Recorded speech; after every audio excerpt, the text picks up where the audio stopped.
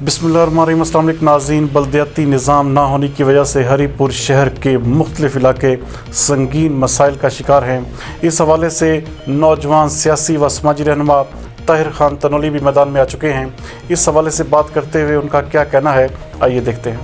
मेरा नाम Tahir Khan Tanoli, union council बैटगली गांव कनीर दे रहने वाला मैं। असां दे इलाके दे लोग अज भी पत्थरां ते जिंदगी गुजारने ते मजबूर हां। असां दे इलाके विच पीने दा साफ पानी बिल्कुल मिलदी ही ना। असां नी मावां पैणा 3 किलोमीटर पैदल सिरे ते डोला चाह के पानी आनियां।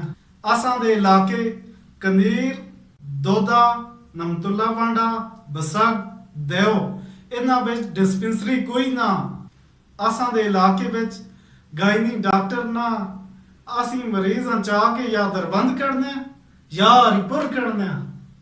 नाज़म शहनवाज खान को जदों तक अख्तियारात है काम किया है, अपने जेब तो भी ला के काम किया। असा मैं परजोर अपील करना अरबाब अख्तियार ते कि साढ़े इलाके दे विच भी कोई मेहरबानी करन। इंशाअल्लाह मैं उम्मीद रखना कि अरबाब अख्तियार साढ़े मसले जरूर हल कर सन।